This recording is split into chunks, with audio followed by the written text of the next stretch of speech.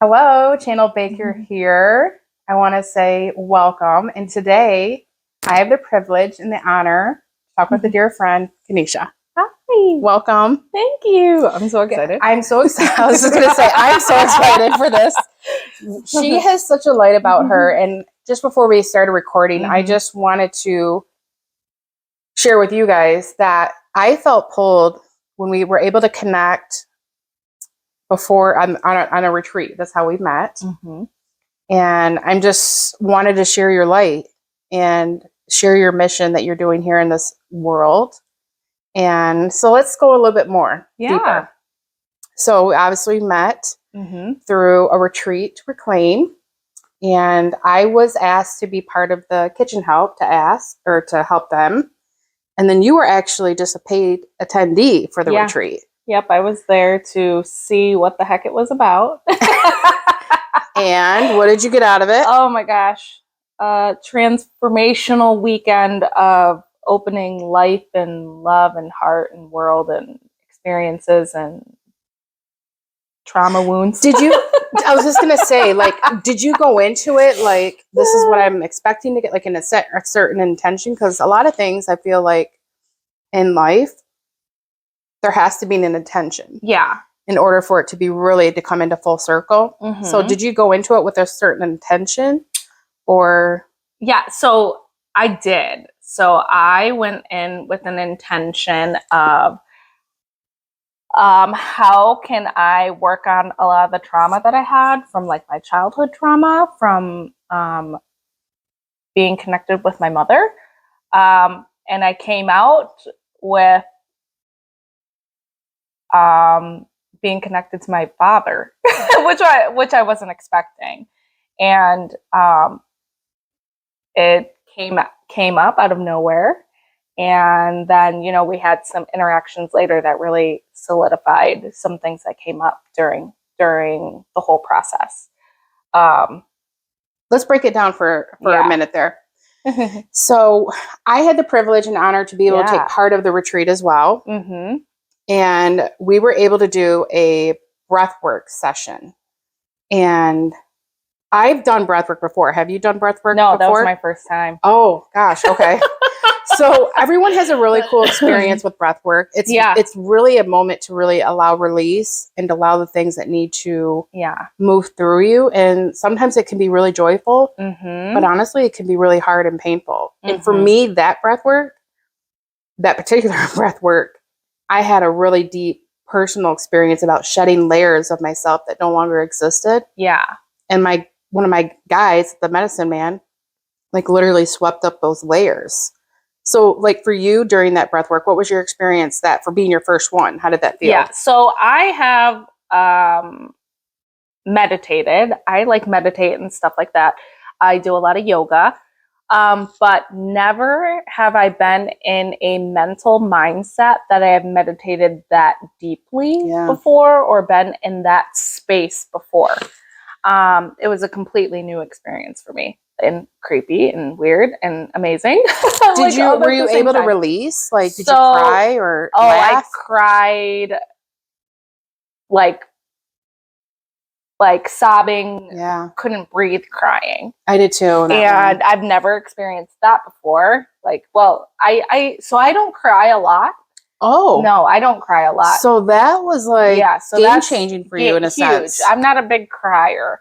Is it because you don't allow yourself to cry, or it's just? I usually wait for everything to build up and then I break down and have a nervous moment. You have okay, so you don't allow yourself to have those moments. I don't allow myself to have those moments. I just let it build up all in me.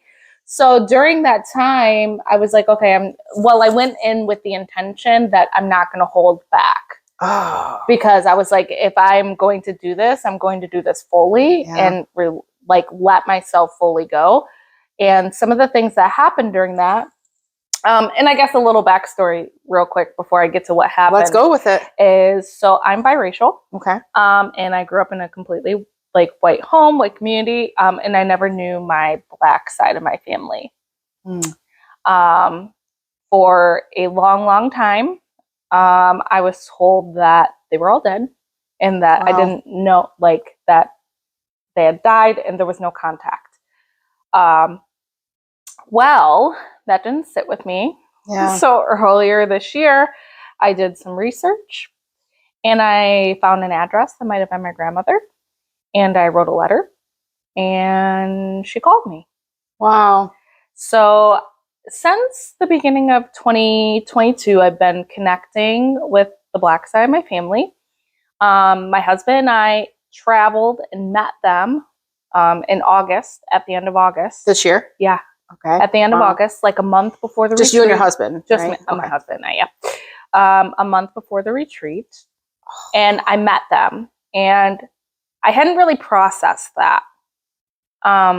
It's really hard when you have people that know about you, but you didn't know about them. So they're like, I love you and all these things. And I was still processing, like, I need to step into that. You were on a different level than what they've already been on, because they said they were looking for me. Oh, wow. So they were already getting bits and pieces of you, but you didn't have anything. So Nothing. You obviously going into it, clearly you guys were on 2 different levels. Correct. Yeah. Yeah. So processing it, like meeting them for the first time, I had been asked, like, later, did you cry? Did this happen? No, I didn't. I was sort of like numb a little bit. It was surreal. I was in the moment, like trying to be in the moment. But then they handed me things like his wallet with all his my father's wallet, who passed when I was 13, with all of his belongings. Oh, wow. And pictures and his obituary and things like that. And so now I have all this tangible. How did that feel, like, when you received that? Like, can you remember, like, exactly how you personally felt? I was like, holy shit. Can we swear on here? Yeah. Okay. I mean, that's a real emotion. That's yeah. It was more of a, this is real. This is happening. I'm here in this moment.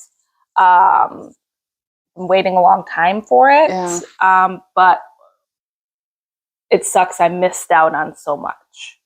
Like, I had like a resentment feeling come over me a little bit too. Things being kept from me, secrets, not being able to connect with them, things like that really came over me. Yeah. And rightfully so. Yeah. And so I didn't process any of that. Yeah. I went and got my nose pierced and did all these things that, went out and we probably drank too much a little bit, things that I had control. Yeah. Okay. My husband and I, because I had control over that situation.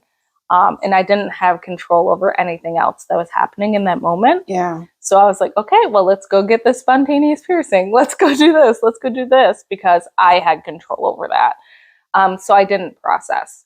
And I did get to talk a little bit about, a lot about it with, like, my therapist and stuff. I love her. She's amazing. She don't know what I'd do without her. I've been seeing her for almost 6 years. Wow. Yeah. So that came in like perfect timing. So when I went to the retreat, I still didn't really process that, but I wasn't really thinking about that. I'm like, I'm here to talk about other traumatic stuff about my childhood and everything I've dealt with my mom.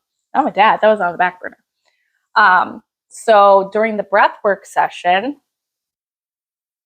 I was in this state that I felt him there. Like, he was there. And so I'm 34 and my dad passed when he was 34. So when he came to me, I felt like he looked like the same age as me. He wasn't like an older man. He was like, looked like me. Yeah. Just like male and darker. And but he looked like me. And so he just kept saying, like, and then at the moment that I felt him touch me is when someone came up and squeezed my hand or something during the session. And I just lost it. And that's when I just let it all go and I couldn't stop. And I just kept hearing him say, like, I'm sorry I couldn't protect you. I'm so proud of you. Things like that. And then, like, he was there, like, saying that I don't remember everything. Because I was crying. It's a lot to remember, right? I think I did journal some of it. I have the some amount, in here. yeah, when you go through breath work, there's parts that you really cannot. Yeah. In the colors and the aura colors, like I was seeing, like I was trying to connect it back to chakra, like, cause I kept seeing orange and red and root chakra, sacral chakra. Yeah. Love, right? No, those are bottom ones. Well, what's that mean? Well, root is actually the red. The root is your foundation. Okay, well there we go. And then the orange is about sacral, is like your creative space. Like us women, we grow humans. Yeah. Right. Yeah. So some of that was coming out of it, and then when Lauren was talking about, okay, step back and see your future self and where you see it. I just see myself talking to this big group of people, because I've always said one day it's my dream to be like a TEDx speaker. Oh, so cool. So I just like saw myself talking to people, but I do a lot of conferences and speaking engagements and things. So I'm always talking to folks. Okay. But I was like, but I saw myself like on a bigger stage of talking to folks. And I didn't know what that meant. But I was like, okay, I can dig that. I can dig that. And then we had came out of it. And when we came out of it, I had not heard until we started talking in those moments that you were a medium. Like, I think it was sort of mentioned, but I didn't really I don't know if I had heard that or anything like that. And then you had your experiences coming through, your guides coming through, and you started like some things, messages being put across. That was interesting, because when we all gathered around in a circle, and we were able to share our experience. And Lauren asked me to share what came through for me, because I had people come to me and I had messages for her. I had, Sherelle, like I saw her grandmother, like I just felt and saw. So like we all gathered around, and I had no intention of channeling, but it was just the amount of space, the group, the sacred place that we had, how open we all were. It allowed so many of your guides, like your loved ones, to come through. And that's really important to kind of state, because the more open we are to the experience, but also like even when I channel, like for people, the more open you are, the best experience you're going to get. If you're closed off, you're questioning and all that, you're not going to get it. So I think because of the state that we were all in. Yeah. And that's how I was able to channel a message for you from your dad. Yeah. I had no idea. Like, it was just like, he came through. Like I have them, like my people, that loved ones, they're on the right side. My guys are on the left. So like my right side was lit up, like just hearing all this, like, tell her this. And I'm like, oh. So when you came and said, your dad's here, and like told me my message, I don't remember the message. No, do you remember? Okay. So yeah. That's one thing about mediumship. I don't remember a lot of my messages. Yeah. So do you mind sharing that? Yeah. Okay. So you said that he was here right now. He was like saying some of the things that I had like envisioned or was part of my breath work. And that he was like proud of me, things like that. But what stuck out to me is when you said to look for a cardinal, because that is his sign. And so I really like. Oh, he's telling me right now. He's like showing me the vision again. Oh, he's showing me. My heart just dropped. Sorry. I can't sometimes control this. So he's reminding me to tell you about, he's going to take he's showing me taking your hand for the future. And then he's got your back. He's going to make right for everything that has been shown to you in the past that's been hidden. He's saying it's time to make right. Like he's going to like take your hand and take you forward. Like he's going to take care of you is basically what he's saying. Yeah. Thank you. That was and cool. The cardinal, like to look for a cardinal, not like a cardinal might show up. You sort of got to look for it. And if it's the bird, but it's interesting. I've seen some other things like a sports team or things like that I've seen, right? But because look for the cardinal. Yeah, look for the card. So, but I was like, oh, but is that my sign. I was like, I don't know. Am I looking for the bird? I don't know. But, it could be either. So I've been thinking about that. And I'm like, well, I really want to see one now. And I keep like looking everywhere. Do I really want to see one?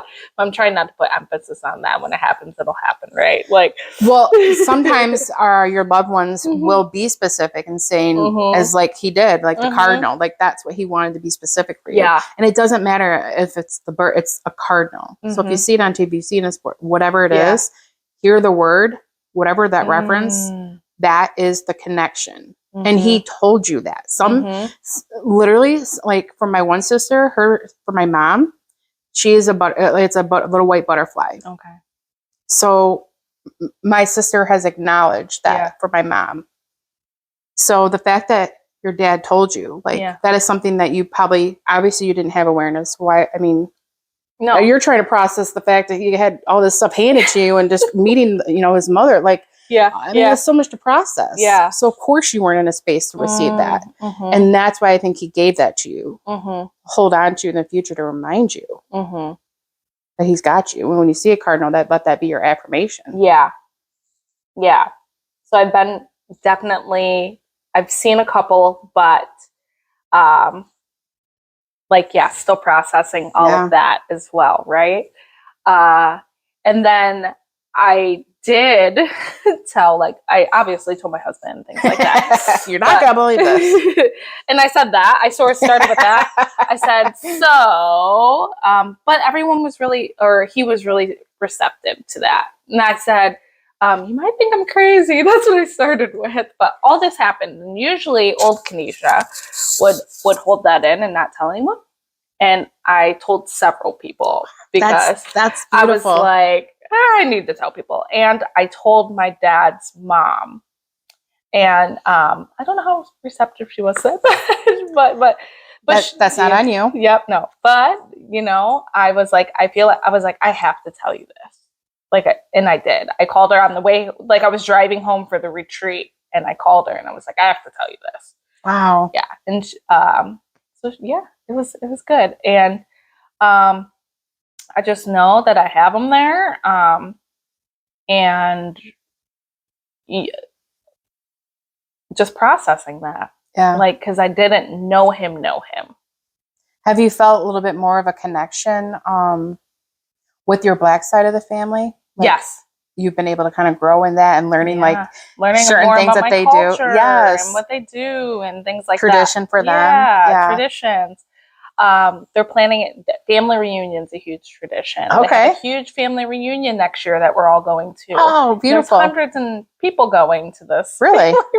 Is it here locally in Michigan? No, it's in Texas. Oh, Texas. Yeah, you get to travel. Yeah, we're going to take the kids and everyone's going to get to meet for the first time. And I'm sure it'll be overwhelming. I was just going to say, how do you feel? Overwhelming? I'm overwhelmed on our Zoom calls that we have about planning it. So I'm sure that I'll be overwhelmed when we get in person. So, but that's let me pause you for a minute. Yeah. I want you to kind of I want to point out to you. Yeah. And soak in how much excitement they have. Mm-hmm. Pure joy. Mm-hmm. And allow yourself to feel that, to know that they're really coming from a beautiful place. Mm-hmm. And yeah, you may go through all these questions and these rattling thoughts, right? But the fact is that if you can feel and see their excitement, yeah, it's only be that much better in person. And it will be overwhelming, but allow yourself to take that in. Yeah. I'm getting emotional. That they're loving you with open arms. Mm-hmm. Like your dad said, he's got you from your hand. Yeah. So that is so beautiful. Yeah. And this is just a start. I know. And what you get to embrace and learn some recipes. Yeah, I can't cook. No, learn from recipes. You're going to do this. You know what I mean? Like, you're just going to embrace a whole new culture. But I want you to kind of think about this too. You're in the right part of your life to receive all this. Mm-hmm. You didn't miss out. Yes, there's parts of your childhood that you wish you didn't have part of your childhood. Mm-hmm. Let's acknowledge that. A lot of it, all of it, most of it. Mm-hmm. That's a lot, right? Mm-hmm. But imagine if you were to receive that, what would have been different? how would it looked? What would have been different? Yeah. Instead of going back and looking at that and just showing gratitude where you are right now. Yeah. Oh, I look forward to like what's more to come. And Yeah. now I can be involved and I can be present and I have family to show. You know what I mean? Yeah. Like it's a lot deeper. And that you get to change that story for your children too. Yeah. And I feel like it goes into furthering my work as well. I know. Let's talk about that because I'm like, you do so much. Like, what can what do you feel called to do? Like, you have a mission, and we need to talk My about mission is to dismantle racism. And how am I going to do that? Because I can't do it alone. It's not going to happen overnight, and it takes more than just me. It takes a team. Right? It takes more than a team. It takes everybody. It takes everybody. It takes a nation. It takes hundreds and thousands and millions of people to dismantle racism. But I do a lot of different little tidbits to work towards that. So my main job is I'm a master's level psychology major, and I've worked in child welfare for 10 years. I'm doing all kinds of stuff, but my passion is adoption and learning about growing my identity and doing a lot of diversity, equity, inclusion, and anti-racism work. And I want to do everything that I can for the state of Michigan kids and nationally, which I do some things on both, to really focus on lowering the disproportionalities of our Black and brown kids that come into the foster care system. Like, the system was built for white children, and our Black and brown kids feel the wraths of that. Wow. I don't want to say picked over for homes, but folks just... You could say that because that's what's happening. That's really what's happening, right? Yeah. The system resources have failed them for their families to be able to be reunited. When it comes to people of color and our indigenous populations, especially here in the state of Michigan, the resources aren't provided to these families for them to be able to be reunited with their kiddos, which is our number one goal. Right. When that can't happen, we have to do other things like foster care or adoption or things like that. So that's what I do for my main job. But it's like you're doing your mission and purpose in the main job, and that's when you like are in pure alignment. Yeah. And then from that has come a ton of other things. Like my creative outlet is to do like calligraphy and lettering. And from that has come Lettering by Kenisha, in which I do wedding signage, and I've done logo work and just connecting with people on that aspect. Mostly like greeting cards. I have like an Etsy shop, stuff like that. Oh, nice. We'll make sure to link all that. We'll link all that in there. So with that, I also use it as a platform to discuss and talk about anti-racism. And then how do you do that with the cards? Like with the lettering, like how do you incorporate that? Making sure that all of my product is inclusive. Okay. All of my product is inclusive. My messages are inclusive. Materials that I source, I usually when I work with others, I really do focus on working with other Black owned businesses or people of color when I want to partner and do things like that. But I sell and create for anyone, right? And I'm not limited to not creating for particular people for certain reasons, like the LGBTQIA plus community, which some people won't do LGBTQ weddings. Like, why wouldn't I? Absolutely. Yeah. So everybody's welcome for my... That's cool. Beautiful. So, also I do like, with that, I'll do like Black History Month stuff and Pride Month stuff, where a lot of my proceeds from those months, like half of it goes to particular organizations. Oh, beautiful. Yeah, for that month. And then we slide over to getting connected several years ago with Detroit Mom. Yes. Now, Detroit Mom is a local community, not foundation, but like place where moms can come and have conversations, to meet other moms, connect, network, things like that, which I got introduced to a couple of years ago. But I joined on, I guess it's a little over a year now, as a writer and creator for them. Oh, cool. And Elizabeth has been nothing short but amazing to give a space on there for me to be able to talk about DEI Yes. and race equity type stuff too. So every other Thursday, I do Let's Talk About It on Instagram, where I talk with other moms about really hard conversations about race. I write blogs and not articles, blogs and little Facebook posts and all kinds of stuff. We do, but mostly what I do in that realm is I talk about race and racism. Yeah. So if I'm taking over or I'm on Detroit Mom, you're like, oh, Kenisha's here. We're talking about. Hey, that is nothing. That is your statement and mission in this world. So let it be known that. What can we do in this platform to have those conversations with our kids? What can we do in this platform to raise our little social justice warriors? Things like that. Yeah. Come from that. And then most recently, I've launched Kenisha Kuhn Consulting, which is a consulting firm that's focusing on DEI and race equity work in ways of coaching and speaking and helping businesses and stuff build plans about how to build their foundation and start training and things like that for them.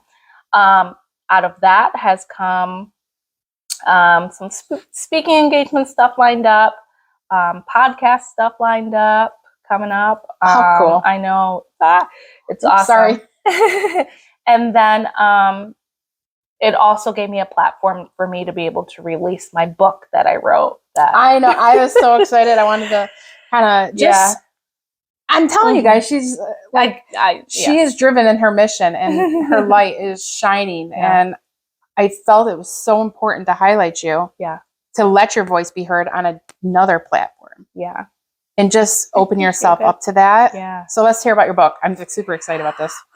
So it's finished. It's called And Then She Persisted. Which I like the title a lot. I do. It's my little play to RBG. And it's just a real truth story of growing up in my childhood, vivid memories of things that happened, and overcoming that to where I came today and what that looks like. How did I overcome this generational trauma? And also, I didn't really recognize the big part that my racial identity played in a lot of this until several years ago, maybe like 6 years ago. I really started focusing on building my racial identity and really working towards the racism that I blatantly endured growing up and still do every day, ongoing. How I really worked through that and, pretty much just letting folks know how it is, like how working through that, what we can do to really work on ourselves. But the story is like a memoir that follows my childhood and follows the development of my racial identity, I guess you could say. Yeah. So, it's done.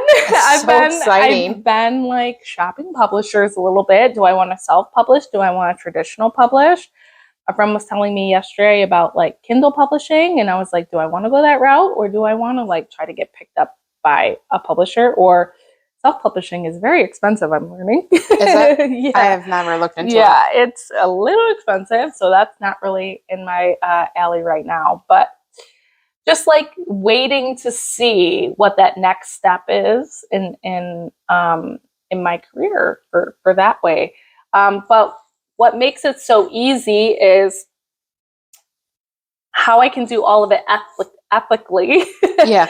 Because like I can't let my consulting overlap with my day business, because that would be like a conflict of interest, things like that. Like how I do it all is it's easy because everything goes back to what can I do to play my part to dismantle racism? You know what? And I want to go back to your Mhm. point out something for you. Mhm. And it really testifies your mission, Mhm. but you had to go through your childhood Mhm. and all that for you to be a pillar Mhm. and a voice. Loud voice too. Mhm. And I'm not saying that in a Yeah. bad way. I'm saying it because Yeah. we need a loud voice. We Mhm. need that voice of power, the voice of conviction. Yeah. And only those that have gone through it can have that voice. Yeah. And I feel like strongly like Mhm. it's bigger than you, and I think it's going to be way bigger than what you think you're going to be doing. Well, it's interesting. Like, I always get asked, well, how did you not fall? But how did you get started in child welfare? And I said, it sort of did fall into my lap. Like, I was looking for a job and I ended up getting one. But then I fell in love with it. And I fell in love with it because I was helping the kids that were like me that couldn't get out or needed help getting out. Yeah. Because I do write in my book, and I'm gonna get some backlash for my book. I already know it. But it's my story. There's going to be some folks that aren't very happy with my story, or say that I'm making it up, or whatever it may be, but it's not. It's your truth. It's my truth. That's exactly what I write at the beginning. Trigger warning. This is my truth. Trigger warning. But like, this is my way to help those folks, because I couldn't get out. I say it like that. My out was when I got married to my husband. Like, I always say, we were there for so many years, and it wasn't just me, it was my sister too. And we endured all of these things, but no one knew. Mm. Like, it was hidden. No one knew. Yeah. So how can I can't protect everyone, but I know that I can play a big part in what can I do now, even in my role, to make sure that these kids are safe. Because that's what it comes back down to. It comes back to the safety of the children. Giving them away. Mm-hmm. And it's not this time. Like, I have 2 kids. I'm a mom.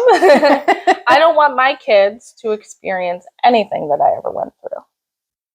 Well, no. But you're also bringing awareness that you didn't have. Yeah. And wisdom. Yep. Behind all that. That you're giving your children. Even there's a lot of children out in this world that don't even have that awareness. Yep. Heck, even adults. Right.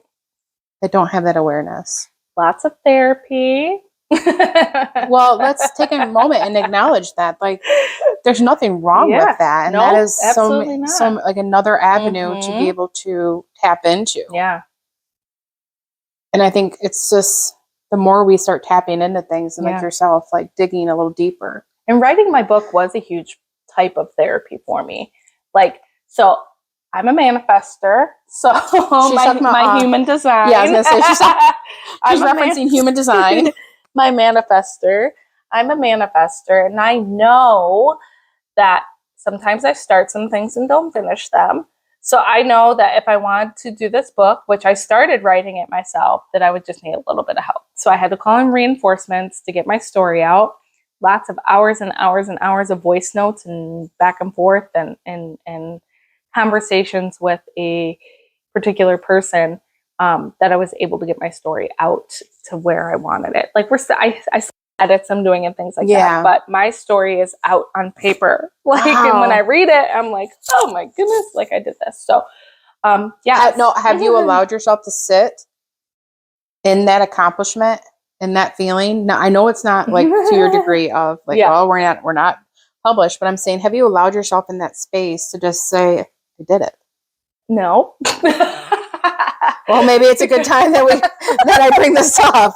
Maybe you should sit in this moment and just sit and I tend feel to not do that when I'm really bad at that. Like, when I do all these things, like this next accomplishment, like I've spoken at national conferences. I've done like, you know, where I'm at in my role and work. And I have bigger goals that I want to get to. Let me pause you for a minute. And this is something I've learned through my therapy.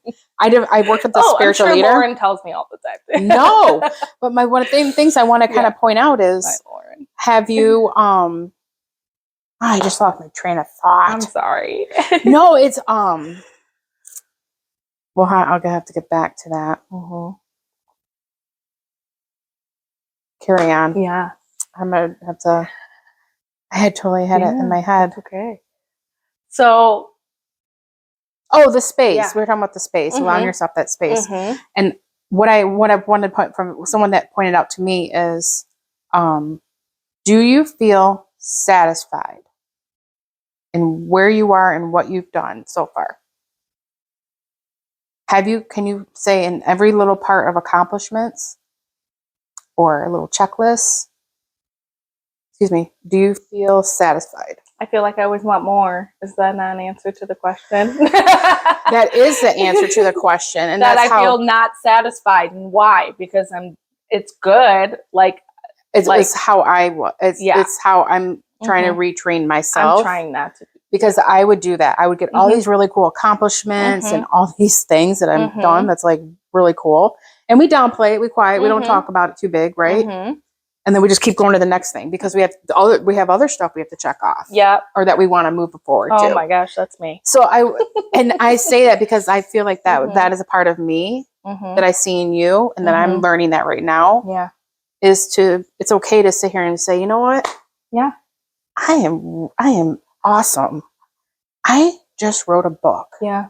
With whoever you were referencing. Yeah. You don't even have to go that far. Like, I did it. Yeah.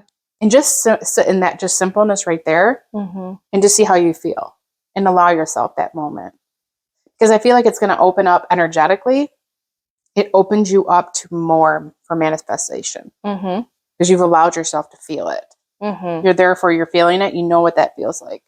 And you only know how to attract more of that. Yeah. So that's why I want to kind of tap that in.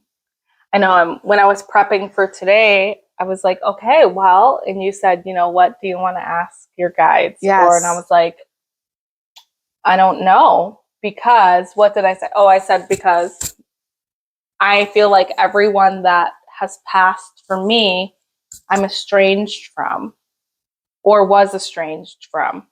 So I didn't have a relationship with anyone. Like, why would they come through? That's where I was sort of at, right? Yeah. Like, why would they come through? And I was like, okay, well, that makes me a little bit nervous. I was like, what's today going to look like? Like, what was I thinking about? So I was like meditating, and some of what you said too. Like, I pulled a couple cards. Okay. And I do this exercise because I'll go in a little bit deeper, but I want you to kind of share what you got. But I want to go a little deeper with that, why I had you do that. So I pulled a card from Lauren's deck, Blossom Light deck, and for her I pulled, I am not unraveling, I am becoming. Ooh. And I was like, ooh. Wow. That's so perfect. Oh my God. And I was like, okay, well, maybe that's what I need to do. I need to pull my cards today. This is what. So I am not unraveling, I am becoming. Yes. And I'm like feeling so much of that coming into our conversation right now. And then I pulled from my chakra deck that my energy brought me to purchase. Okay. Yes. When I was in the store looking at all the different decks. And for her, I pulled the water goddess. That was the water goddess arrived to show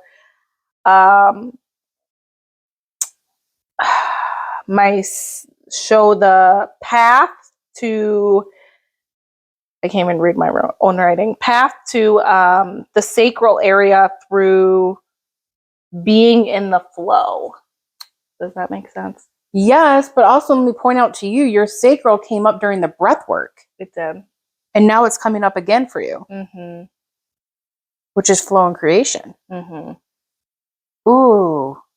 And you're not unraveling, you're becoming. So it's almost like your flow of creation is allowing you to become, what was Lauren's? Not unraveling, I'm becoming. I'm becoming. So basically your sacral is like you're allowing that creation in that space for you to become. Yeah. that voice, that mission, that pillar. To be a pillar, to have the voice, you're going to, like you said, people are already going to say something about your book, right? Yeah. But to be a pillar, you're standing up for everyone that's not. Yeah. And like, you got a lot on your shoulders too. But it's all for the glory, for everybody, for the children. Your mission, it's so much bigger than you. I know. And that's I want to acknowledge, like, that is so cool. Just knowing that you're doing that. That's your work in this world. Yeah. Your light. Yeah. Ah, the light gets brighter in here. It did. It sure did. Like, oh my gosh. What you do got to know is trust that what comes through is all divine. It's all divine. And I think part of that piece too is it's just having faith, believing in something that you really can't see, but you already know it's happening. Like manifestation. Yeah. It's like you put the order in the mail for Amazon. Somehow you just trust that it's going to be here and showing up on your doorstep, right? 2 days. Exactly. And sometimes, sometimes Amazon can have those moments. At least for me, I've had a few moments this year where I'm like, where are you, Amazon? Like, you ain't showing up like I thought you would. But it actually shows up eventually. Yeah. And that's what it is for, I think, having faith. Knowing that we're going to get to the destination, knowing that we're going to be arriving, just like your manifestation. Believing and feeling that, knowing that's being delivered, walking into that. You visualizing yourself with more TED, like being a TED Talk person. Yeah, I know. Right? I know, that's like a huge thing, but just like that's it what doesn't matter, but you feel it and visualize that and feel it and just say, and thank your team too. In that moment when you have that and you're feeling it, thank your team. Be like, thanks for taking care of this for me. Because they got your back. Yeah. They're going to move you to places. I'm telling you, it's bigger than you. You're going to be blown away about the amount of moves and steps you're going to be doing. Your dad's like showing me mountains. Like, that mustard seed's moving mountains, girlfriend. That's awesome. That is so awesome. And I'm just so honored to be part of your world just recently being introduced. And this is so awesome. As long as we stay open, the people that come in our lives and just connecting and hearing about each other's stories. And I'm so excited to be able to hang out with you more. I know. Talk to you. Awesome. And you're so much closer to me and everybody else. I know we live a little farther. I know. but beside that, it's just, I'm so thankful to have you in my circle. And like I said, it was only like really a handful of people that I really connected with in the retreat. And you were one of them. Oh, you too. And I just felt so special. Well, I felt like I connected with everybody. But yes, I was there is a big connection because you were in it and you were involved. But I was on the outside kind of joining in when I could. And I say a handful that I felt like really drawn to. But I felt the light and the energy out of that. Yeah. And it's just amazing when you can recognize it. Yeah. You only want to work towards it. Be with it. Embrace it because you're building it for each other. Yeah. It's not a one-sided thing. Sometimes it's one-sided, but it actually ends up being we lift each other up. So I really appreciate you and this opportunity. Thank you so much. And keep continuing your pillar work. Yes. You're a pillar. Yeah, we're going to have more combos. For sure.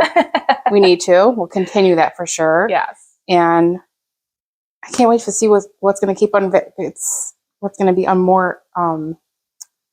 I say unraveling. Thinking of that word, but it's like, what's going to be unraveling for you in your future? What's all going to come forward for you? So thank you again. Thanks, Jen. And I'll make sure to list all her contact information in the description. Check out her stuff. And join her mission in this world. So thanks, guys. Thank you. And we'll see you next time.